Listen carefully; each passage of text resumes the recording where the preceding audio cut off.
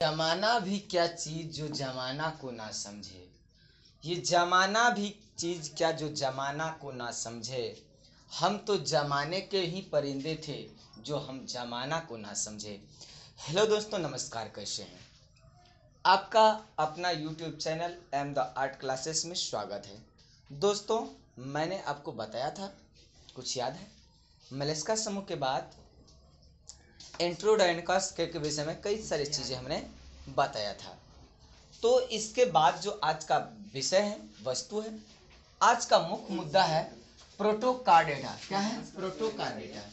दोस्तों, प्रोटोकार्डेटा के समूह के अंतर्गत वैसे नहीं किया जाएगा लाने।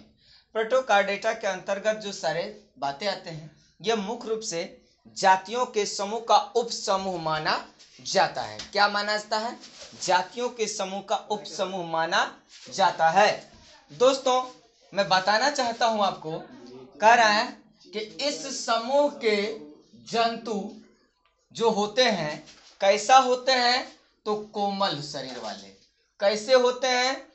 इस समूह के जो जंतु होते हैं कोमल शरीर वाले होते हैं, और यह जो है एक कृमियों की तरह होती है। दोस्तों, मैंने बताया था आपको गोल कृमि और गोल के साथ साथ गोल चपटी कृमि तो बताया था, लेकिन यह जो है मुख्य रूप से कैसा है? कृमि के आकार का ही तरह होता है। इसका शरीर द्विपार्श्व सममित होता है।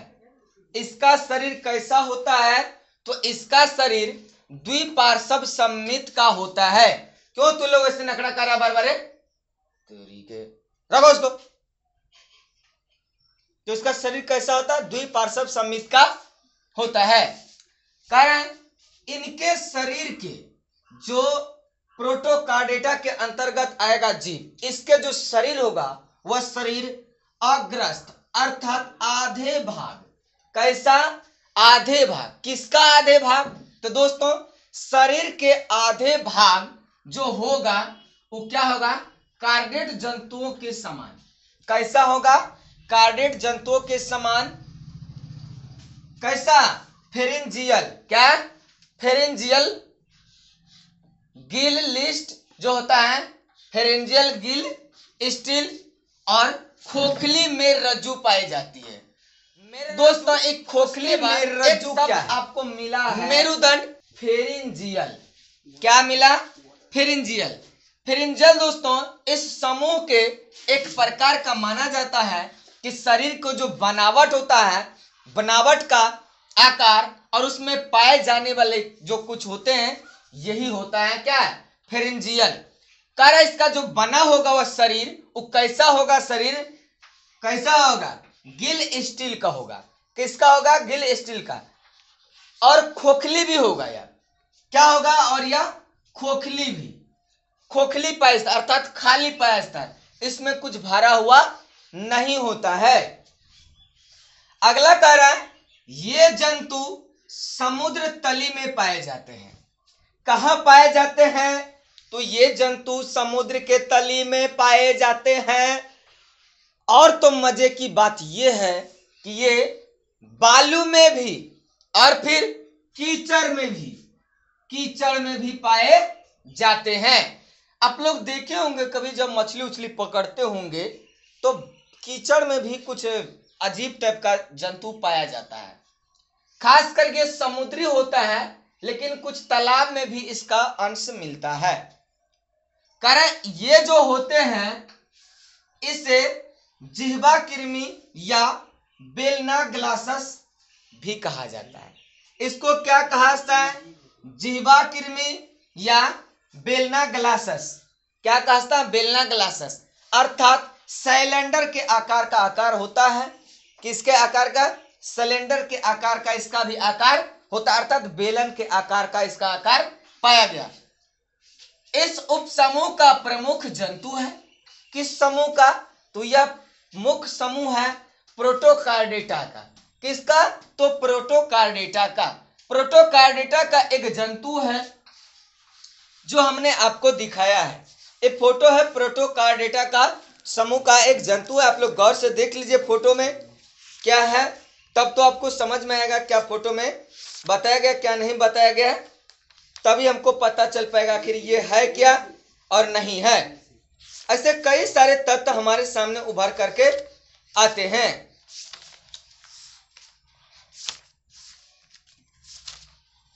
दोस्तों ये जो है प्रोटोकार्डेटा बिलगनास है। ये क्या है?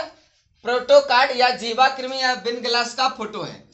यह एक आप देख रहे हैं एक कीड़ा का मुंह है, इसको सूंड बोला जाता है। क्या बोला जाता है? सूंड, एकदम मुंह थुथुन, मुंह थुथुन नाम मिथुन के आकार का इसका चेहरा बना हुआ है सूंड का ना। उसके बाद इसके अंदर जो है एक कांटेदार झिल्ली के रूप में पड़ा हुआ है। कैसा? कांटेदार झिल्ली आपको दिख रहा है स्पष्ट रूप से, ये वाला हिस्सा। तो इसको बोला जाता है ब्रेकियल क्षेत्र। क्या बोला जाता है? ब्रेकियल क्षेत्र।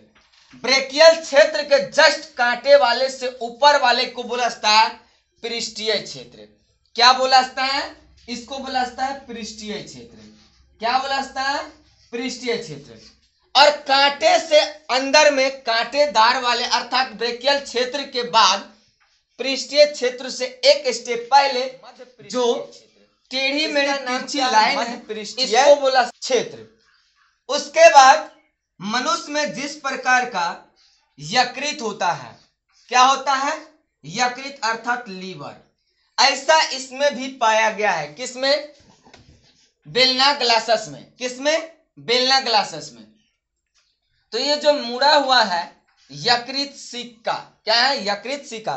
दोस्तों एक बात आपको याद रखना है, मनुष्य का जो यकृत है अर्थात लीवर खराब हो जाता है तो उसको काट के हटा दीजिए। दो तरह के, दो गो लीवर है, एगो लीवर कट जाएगा, दूसरा फिर क्या होगा बढ़ करके उसका काम पूरा कर लेगा।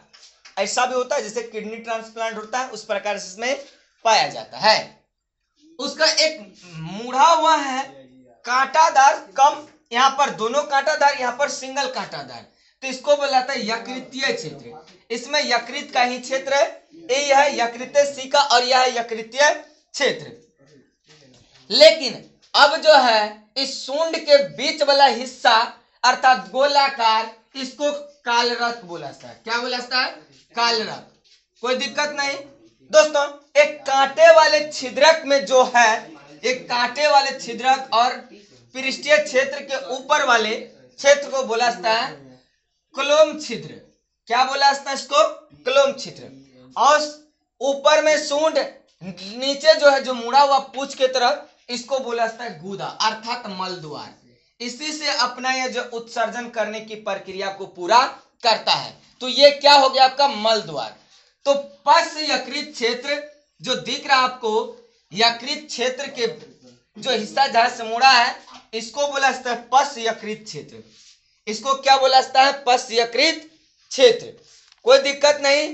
तो दोस्तों मैंने लगातार आपको मोलस्का समूह के बाद बताया है आपको प्रोटोकार्डेटा। क्या बताया? प्रोटोकार्डेटा। और प्रोटोकार्डेटा के पहले बताया था इकाइनोडर्मेटा। इकाइनोडर्मेटा, मोलस्का और फिर प्रोटोकार्डेटा। अभी आपका प्रोटोकार्डेटा। आज का क्लास हम यहीं तक रखते हैं। उम्मीद करते हैं वीडियो को ज्यादा से ज्यादा लाइक शेयर कमेंट कीजिए, तब आपकी इस परेशानी को समझा जाएगा। जय हिंद, जय भारत।